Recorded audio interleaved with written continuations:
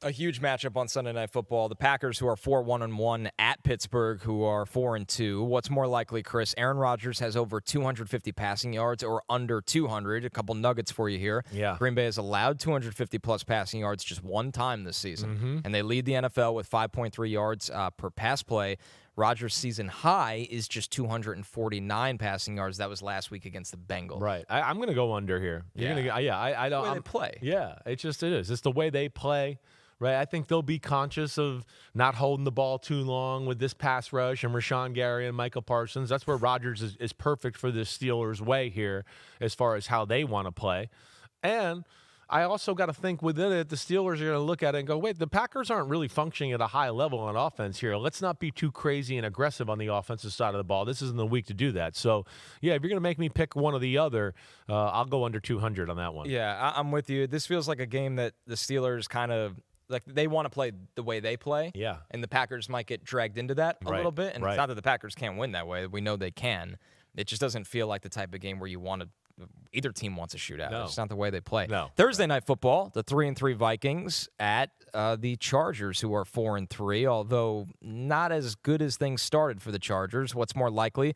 Justin Herbert throws over 40 passes or under 30. Herbert has 40-plus passes in 3 games, including 55 last week. That's his most since 2022. Minnesota's defense faces just 26.9 pass attempts per game. That's the second fewest in the NFL. Yeah, well, nobody wants to throw too much against Minnesota because you're like, man, we can't deal with all this crazy stuff they do all the time and trying to figure out the blitz and the people at the line of scrimmage and everything there. So people try to stay patient to run the ball just to simplify them a little bit and get them to respect that aspect to a degree. But, man, it's a good one by Pete here with over 40 or under 30 because the sweet spot is between 30 and 40. Certainly. I'll take the under. You're going to take the under on this one? Yeah, I think this is one where the Chargers, the state of their line, and we'll see what's going on with Joe Alt, but I think they would rather be more comfortable finally getting back to their old ways against a Minnesota offense that you just don't feel like right now sticks the sword through you. That's the only thing that makes me think under, right? Like is just because they go, wait, last week they had to throw the ball because they were like, wait, our defense can't stop the Indianapolis Colts.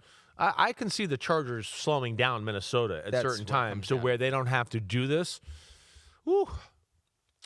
Oh, all right. I'm going to put faith in their defense this week. I'm going to say it's under 32. I'm going to join you in Underville. Yeah, and it's probably going to be like it's going to be a tight one. Yeah, right. Very, very but I think it'll tell you a lot about how that game goes.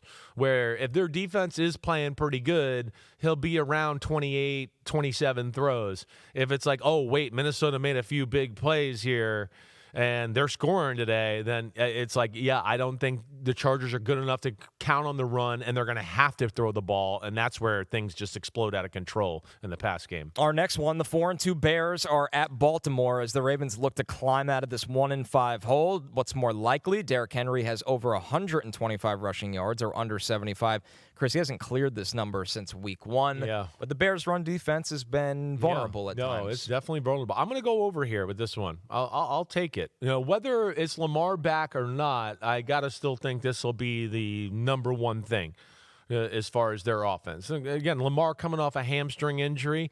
I don't think they're going to want him to be dropping back to pass 45 times and scrambling around and testing that a little bit. I also don't think they'll run him a whole lot because of the hamstring injury, and I think they'll be Derrick Henry-centric. And with their state of their defense a little bit, too, you just go, yeah, they can slow the game down a little bit. The Bears, I know they're not the greatest show on turf, but when the Ravens coaching staff watches the film of the Bears offense, they're going to go, whoa, we're not that good on defense, and they do a lot, and they got some playmakers. So I would think the best way to control that a little bit is run the ball, too. I'm going to go over with the 125 here. Yeah, I'm going to join you on this one. The Ravens are heavily favored as it stands right now in this game, probably with the assumption Lamar Jackson will be back. The Bears have been able to run the ball, though, too. I know. I don't know if it'll turn into a game where the Ravens are playing with that lead that they just handed to Derrick Henry every time, but they almost have to. Like you said, it just feels like this is the opportunity to do it against this Bears team, and you got to get Derrick Henry going again and get comfort in your run game. Our next one, the 4-2 Bills that are really looking to get back on track full-time here against the Panthers, who are now 4-3. These teams have the same amount of wins. I don't know who had that on their bingo card 7 weeks into the season. Not me for sure. What's more likely? The Bills rush for more yards than the Panthers or vice versa. And the reason why we ask this is on rushing yards a game, the Bills are first, but the Panthers are third. Yeah. Yeah, and I'm going with the Panthers. I'm going, definitely. One, starting quarterback's out. They're going to lean on it a little bit. And not that they're going to be fine with Andy Dalton, right? But we don't have any Bryce Young, right? He's got the high ankle sprain. He will not play in this game. It's going to be Andy Dalton. So that, but, like, look at the rest of these stats. I said this last week. Carolina, you can't run on Carolina. No. That was why I picked them to beat the Jets last week. I was like, it's going to have to be Justin Fields throwing the ball, and we know he can't do that. So, but on the other side, everybody can run on Buffalo. Everybody. And I think with Carolina, they're becoming more confident with their secondary too. So I'm going to go that the Panthers rush the ball for more yards. The scary thing always with this one with Buffalo is you can hold their run game in check, and then Josh Allen breaks a few big runs, and you look up and you go, man, they didn't run the ball that good today. And then you go, wait, what? They had 150 yards rushing? Right. Oh, wait, I forgot Josh Allen had 60 yards scrambling or whatever, right? That's where it's a little deceiving, but I'll go Panthers here. I'll take the Bills because, in theory, you hope that against Andy Dalton, and it's not that big of a difference, but that the Bills can play with a big enough lead that they have more rush attempts. Yeah. That's not the way the Panthers want to play. Yeah. And Rico Dowdle should get his in this game. I would think so. He really should, and obviously Chuba's back as well. Right. But I'll be different on this one and go with the Bills. The 49ers, who are now 5-2 despite all their injuries, they're at Houston, who's 2-4. What's more likely, Christian McCaffrey rushes for over 100 yards or under 75? He was held under 70 rushing yards in every game until he just had 129 versus Atlanta. The most the running back has had versus Houston this season is Bucky Irving. That was back in week 2, which is 71, Chris. But with George Kittle back, this looks like a different run game. It definitely does. I'm going to go the under, though. I just think that much of Houston, right? They won't let you. They won't let you. And they can play some man-to-man because they got corners that they can trust in that element, too, to just put more guys in the box. But, I mean, you got to do everything in your power to get the Houston Texans to play two safeties on defense. I mean, they basically just call your bluff every play. And that's where they're really cool because you've heard me say this in the past, and this Seattle scheme has this at time where we got 8 guys in the box, but we're not really playing the run. We're waiting to run out and pass coverage. We just want to play 8 guys in the box to get you to check to the pass and check out of the run. Right. But we're really going to get out there and play our Seattle 3 or one of our cool 3s or whatever that way. And that's where they're tricky, certainly. But it's going to have to be somebody else this week other than CMC. They're not going to be able to just dominate with him and him alone. I think so too. This feels like maybe the rock fight game of the week where it's just like you go into the half and it's 10-6 or something like that. What's the under? That's the first thing. Now, I picked the under for Texans Seattle, and that got weird, though. It had some chances. Yeah. You had a garbage time touchdown at the end that broke it. The garbage time, I know. That was the difference. And them and even their defense scoring, too. Right? So those are 2 ways where, I didn't expect it to be a lopsided under, maybe there it was, but that's where it was headed last night. Like, they're going to win 20-9 or 27-9 or something like that. And then, like you said, strip sack fumble or strip touchdown, and then the late garbage touchdown screwed it all. The over-under in Seattle-Houston was 41.5. The over-under in San Francisco-Houston, 41.5. Oh, man. So they're running it back. I don't know if I have the guts to do it again. We'll see. Yeah. All right, the next one, the Giants, who are 2-5, at the Eagles, who are 5-2. What's more likely? Jalen Hurts has under 230 passing yards or over 270. He went under his first 4 weeks, but now he's gone over in 3 straight, including 283 in week 6 of the Giants. Chris, this one for me will be an under. I think the Eagles are going to do everything they can to get Saquon in any form, way possible running against the Giants defense. I know. And this is one that's tough as I sit here and look at it, just because, I was at the first game. It felt like the Giants were willing to go, hey, we're going to stop the run, and if we don't think you can throw it consistently good enough all night to beat us, right? Now, I do think the Eagles are changing their mindset and being a little more aggressive in the past game, too, in the last few weeks.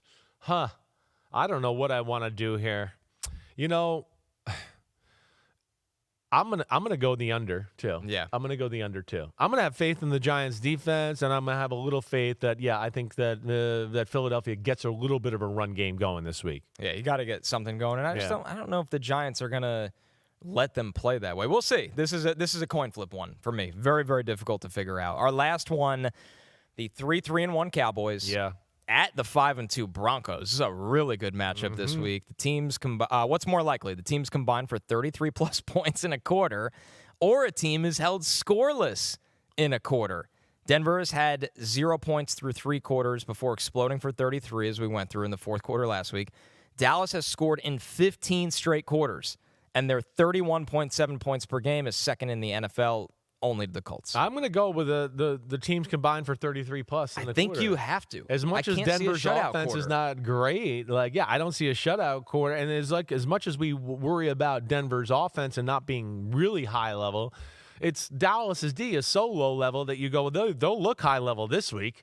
They will. So, yeah, with all of that, yes, I look at it and go, I think we can see some explosive quarters. This is going to be an interesting match. I mean, Denver's defense versus that offense is going to be fun to watch. Must-watch TV to see how they match up and what they do against, we know, Dak Prescott and those two receivers throwing the ball down the field. Here's a little tricky one about this, too. For scoreless in a quarter, the Cowboys can kick a field goal from anywhere. I mean, so how do they go scoreless in a quarter? Yeah, that's why they've done 15 straight. You're right.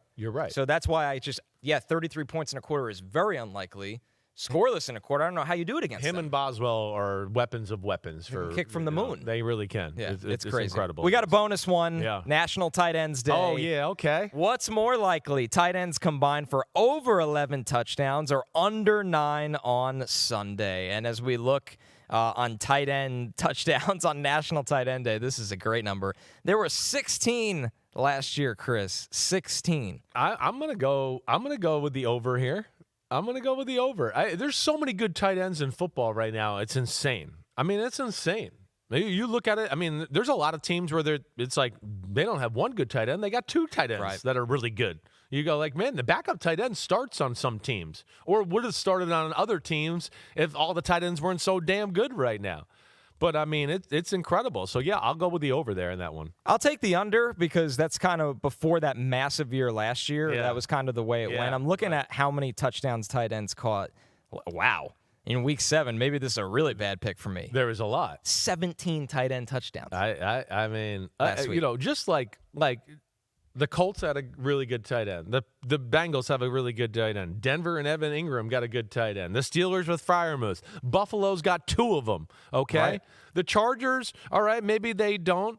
Jacksonville, okay, maybe not yet. The Chargers might in Gadsden. They might have one in Gadsden, right. That's what's scary. He might, right, like, exactly I know right. I don't want to, jump the gun, but it's like, Kansas City's got Kelsey. I mean, you got the Vegas has got 2 tight ends when healthy. Joku's good. We know Baltimore's got tight ends. I mean, it's really incredible when you look through the league right now. And we talked about Green Bay. We know the 49ers. Philly's got a good one. LA's got a good one. Tampa Bay's got a good one. And Cade Otton. The Lions have a good one. The Bears have 2 of them. I mean, it's nuts. Holy crap. I mean, there's a lot of good tight ends in the game right now. Here's the only thing that could save me with my very brave underpick. Right. Trey McBride, Brock Bowers, Sam Laporta, Tyler Higbee. That hurts. They're on the bye. Uh-oh. All right. That's very convenient for you. Good job. You didn't mean to do that, but we'll give it to you. I just got a bailout. I got a life raft from Way Pete. to go. Sometimes you got to have a bailout. A rare life raft from producer Pete. Sometimes you got to be like the Broncos and have a tip pass, touchdown, and throw to the wrong guy, and somebody else catches it. Sometimes that happens. I tell you who will catch a touchdown this week. George Kittle. George Kittle.